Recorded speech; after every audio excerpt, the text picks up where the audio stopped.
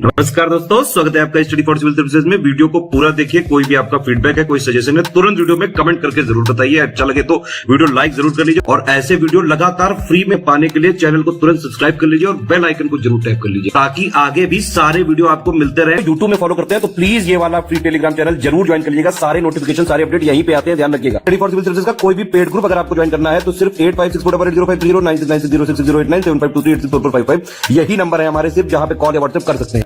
Instagram पे हमारा page जरूर फॉलो कर लीजिएगा, स्टडी फॉर सिविल .सर्विसेज है। ट्विटर पे हमको जरूर फॉलो कर लीजिएगा, @study for civils है। सारे क्वेश्चन अटेम्प्ट करिए और स्कोर अपना तुरंत कमेंट करके बताइए। दोस्तों नमस्कार, स्टडी फॉर सिविल सर्विसेज में आप सभी का स्वागत है। यूपीपीएससी प्रीलिम्स एग्जामिनेशन 2024 के लिए पेड क्विज हम लगातार देख रहे हैं। अगला वीडियो यहाँ पे देखेंगे। पिछले वीडियोस प्लीज़ आपने अभी तक नहीं देखे हैं तो फॉलो कर लीजिएगा, काफ़ी इंपॉर्टेंट क्वेश्चन यहाँ पे कवर किए हुए हैं। फर्स्ट क्वेश्चन देखते हैं आज का। भारतीय संविधान के किस अनुच्छेद में राज्यों को पंचायतों के गठन का निर्देश दिया गया है? ठीक, स्टेट्स में for the formation of panchayats.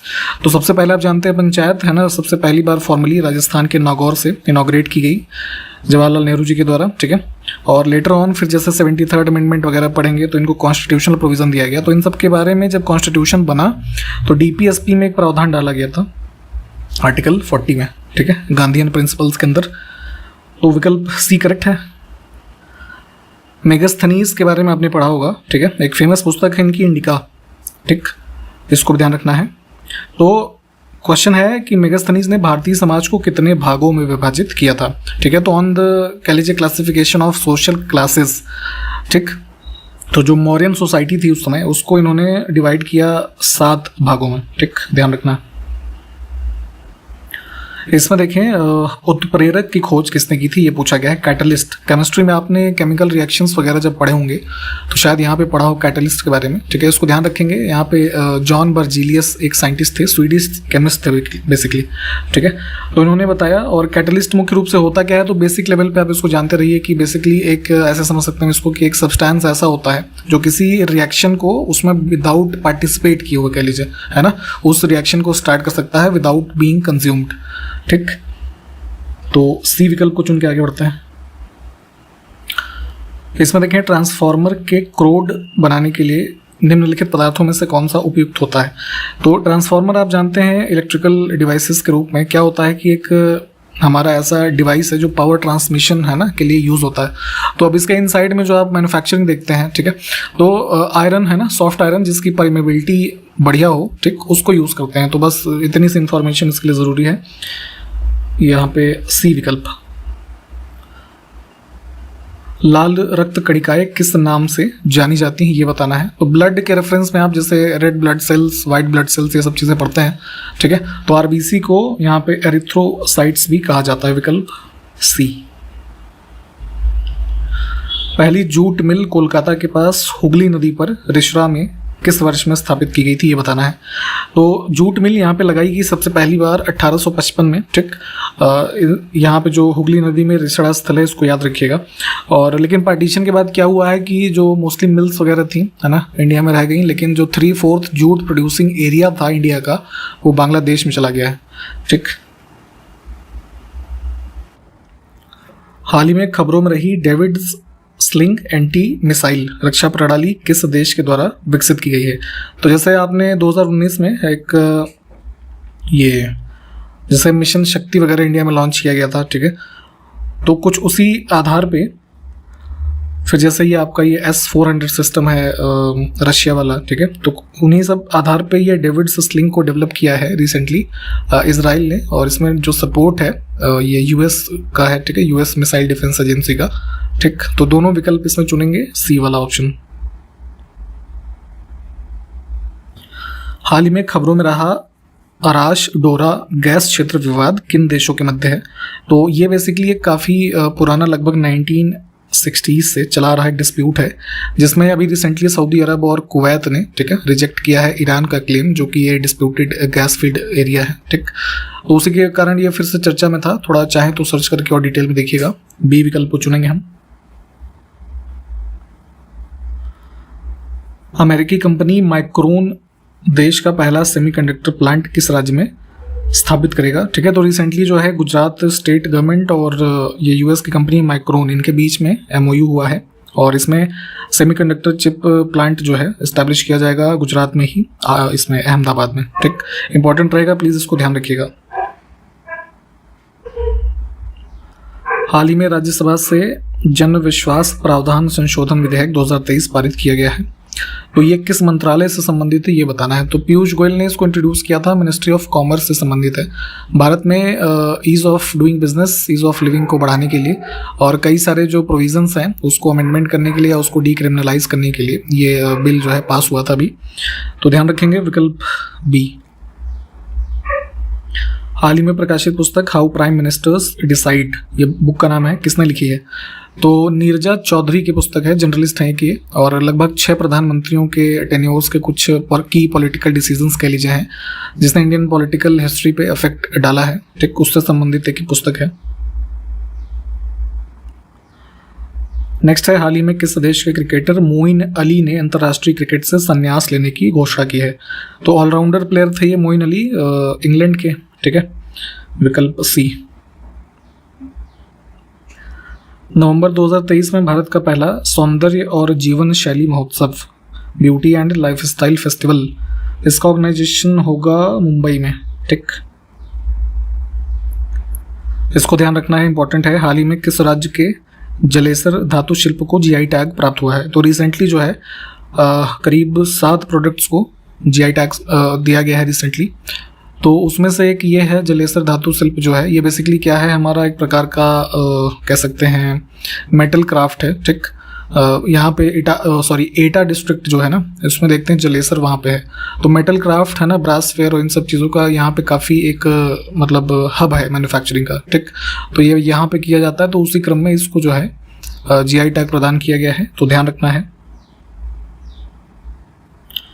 हाल ही में किस राज्य सरकार ने 75 साल से अधिक उम्र वाले पेड़ों के लिए प्राणवायु देवता पेंशन स्कीम की शुरुआत की है? ठीक, तो बेसिकली हरियाणा गवर्नमेंट ने स्टार्ट किया है अभी जुलाई एंड में। इसमें क्या है कि ऐसे वृक्ष जो 75 साल से ज़्यादा की एज के हैं उनको मतलब मेंटेनेंस पर्पस के लिए समझ सकते हैं। ठीक है, पर ईयर के हिसाब से 2500 रुपये प्रति पेड़ के लिए दिया जाएगा। ठीक, तो ध्यान रखना है इसको, विकल्प फर्स्ट।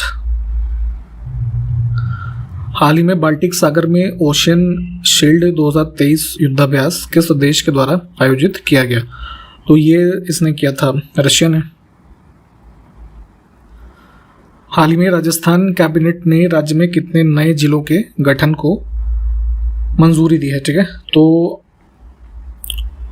अब जो है कुल 19 नए जिले बनाए गए, उसके साथ अब इनकी संख्या हो गई 50। ठीक, और डिवीजन्स हो गए हैं राजस्थान कितने, 10। तो ध्यान रखेंगे विकल्प डी। हाल ही में किस देश ने भारतीय वायुसेना को spike NLOS anti tank guided missile, ठीक है, इसकी डिलीवरी की है? तो ये इसने इजराइल ने दिया है इंडियन जो है हमारा एयरफोर्स को। और इसकी विशेषता ये है कि मतलब हेलीकॉप्टर से फायर करने पे लगभग 50 किलोमीटर की मारक क्षमता है ना, रेंज है, और ग्राउंड से लगभग 32 किलोमीटर है। हाल ही में किस राज्य में मालाबार नदी महोत्सव का 9वां संस्करण आयोजित किया गया है? तो मालाबार कोस्ट आप जानते हैं कर्नाटका केरला का ये जो रीजन है। तो केरला में जो केरला ये इनका एक डिपार्टमेंट है एडवेंचर टूरिज्म करके, उन्होंने आयोजित किया था। ये 3 दिवसीय एक इवेंट था जिसमें बोटिंग वगैरह है ना, सेलिंग वगैरह के जो गेम्स होते हैं ये सब आयोजित किए गए इसमें। ठीक, तो केरला उत्तर हो जाएगा। हाल ही में किस संस्था ने अपनी पहली RF Sikar of Akash NG इस मिसाइल को DRDO को सौंपा है? ठीक है, तो आकाश मिसाइल को आप जानते होंगे, उसी में बेसिकली डेवलप किया गया है ये रेडियो फ्रीक्वेंसी सीकर। ठीक है, एक टेक्नोलॉजी है। तो इसको डेवलप करने वाला ये हमारा कंपनी कौन सी है? भारत डायनेमिक्स लिमिटेड, और DRDO को ये दिया गया है। थोड़ा इस न्यूज़ को डिटेल में कवर कीजिएगा। 1 अगस्त 2023 को एशिया की अब तक की सबसे ऊंची, जिसका लगभग ऊंचाई है 3600 मीटर, समकालीन भूमि कला प्रदर्शनी जिसका नाम है सा, इसका आयोजन कहाँ पे किया गया? तो लद्दाख में अभी 1 अगस्त को एक लैंड आर्ट एग्जीबिशन आयोजित किया गया जिसका नाम दिया गया है यहाँ पे सा, इसको ध्यान रखेंगे। और इसमें बेसिकली जो ये कह सकते हैं क्लाइमेट, कल्चर, कम्युनिटी और हाई एल्टीट्यूड एनवायरनमेंट, इन सब को मिक्स करके इस आयोजन को करने का प्रयास किया गया है। इसमें देखें यूएस की बात हो रही है। 18 अगस्त 2023 को जापान और किस देश के साथ पहला स्टैंड अलोन त्रिपक्षीय शिखर सम्मेलन आयोजित करेगा? तो नॉर्थ कोरिया का जो मेजर थ्रेट है लगातार, ये मुख्य एजेंडे के साथ यहाँ पे ये इनका समिट होगा, यूएस, जापान और साउथ कोरिया। ठीक, यूएस में होस्ट होना है, इसको ध्यान रखना है। उत्तर प्रदेश के किस जिले में स्थित देवारी, या फिर देवारी नहीं देवरी है, ठीक है, एग्जैक्टली वर्ड, ठीक, इस गांव को ग्रामीण पर्यटन स्थल के रूप में विकसित किया जाएगा। तो ये एक रिवर आती है टोंस, ठीक है, गंगा में आकर के प्रयागराज में मिलती है। ठीक, तो प्रयागराज की मेजा तहसील में ये गांव पड़ता है और यहाँ पे मुख्य रूप से 2 कार्यों के लिए काफ़ी फेमस है। ये बांस होता है, और बांस से जैसे ये आपने देखे होंगे डलिया वगैरह बनाते हैं ना लोग, तो उस तरह की यहाँ पे क्राफ्ट काफ़ी होती है, और पॉटरी प्रोडक्ट्स बहुत सारे जो है बनाए जाते हैं। तो इन सब के लिए, इनको प्रमोट करने के लिए, और चूंकि कोस्टल नदी का एक गांव है, तो एक तरीके से टूरिज़्म के पर्पज़ से इसको डेवलप करने का भी प्रपोजल जो टूरिज़्म डिपार्टमेंट है उत्तर प्रदेश का, उन्होंने जो है बनाया है। तो ध्यान रखेंगे, लेटर ऑन महाकुंभ जो होना है उसके पहले इनको डेवलप करने का प्रपोजल है, तो देखते हैं क्या होता है। फिलहाल गाँव का नाम ध्यान रखना है और प्रयागराज जिला। हाल ही में national highway authority of India ने वाहन चालकों की सुविधा के लिए कौन सा एप्लीकेशन लॉन्च किया है? ठीक, तो हाईवेज पे जो भी नियर बाई सर्विसेज हैं, ठीक है, रियल टाइम वेदर अपडेट, क्या कुछ और आसपास की चीज़ों की इन्फॉर्मेशन है, उन सब को कंपाइल करते हुए एक एप्लीकेशन बनाया गया है, राजमार्ग यात्रा, ठीक है, NHAI ने डेवलप किया है। आप लोग भी हो सके तो देखिएगा थोड़ा, है ना। तो ऑप्शन फर्स्ट। 3 अगस्त 2023 को भोपाल में आयोजित उन्मेषा, एक ये टर्म देखिएगा, ठीक है, अंतर्राष्ट्रीय साहित्य महोत्सव और उत्कर्ष, जो कि लोक और जनजाति प्रदर्शन कला महोत्सव है। तो इन दोनों इवेंट्स का उद्घाटन किसने किया? तो ये हमारी जो प्रेसिडेंट हैं, ठीक, इन्होंने किया है। विकल्प बी वाला चुनेंगे यहाँ पे। हाल ही में किस राज्य सरकार ने राज्य के सभी नगर निगम जो भी हैं उसमें पशु जन्म नियंत्रण केंद्र स्थापित करने की घोषणा की है? तो यहाँ पे बेसिकली मुख्य ये है aim to prevent dog attacks, ठीक है, जो जैसे अब आम पब्लिक को डॉग अटैक से काफ़ी सारी परेशानी है, तो उसको मुख्य रूप से यहाँ पे ध्यान रखते हुए, और एनिमल बर्थ कंट्रोल, है ना, इसको भी बढ़ावा देना, मुख्य रूप से ये 2 उद्देश्यों के साथ इसको अनाउंस किया है उत्तर प्रदेश की सरकार ने ही।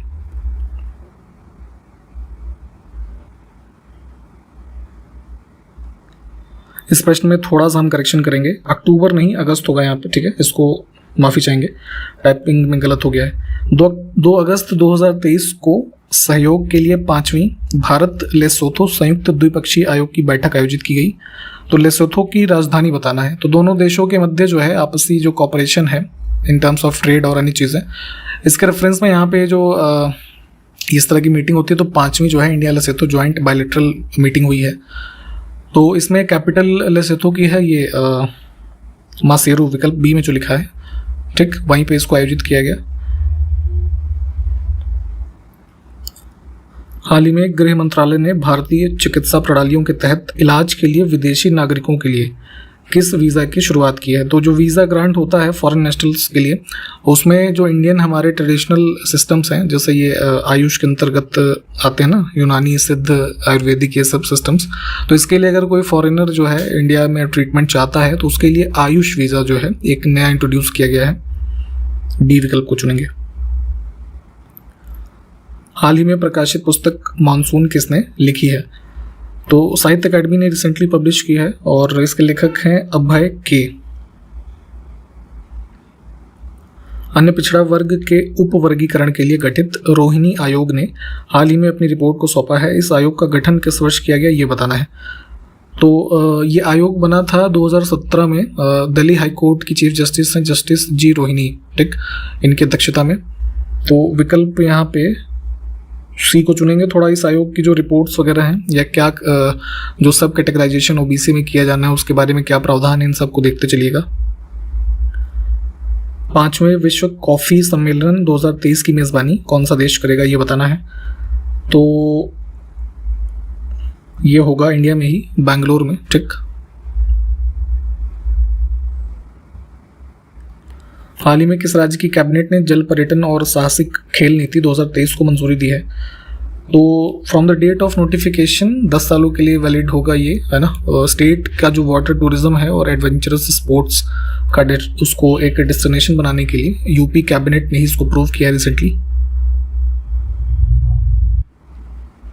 हाल ही में प्रधानमंत्री मोदी के द्वारा वीर वीरांगनाओं को सम्मान देने के लिए कौन सा अभियान शुरू करने की घोषणा की गई है? तो यहाँ पे डेट ये है अराउंड 9 से 30 अगस्त के बीच ये अभियान चलेगा, मेरी माटी मेरा देश, है ना। इसको थोड़ा देखिएगा। यहाँ पे पेयर कौन सा सुमेलित नहीं है? कुछ मॉन्यूमेंट्स हमारे हैं, किस सिटी से संबंधित हैं? हवा महल राजस्थान के जयपुर में है, उदयपुर पहला ही गलत है। निम्नलिखित में से किस ग्रंथ में आयुर्वेद शब्द का प्रयोग पहली बार हुआ है?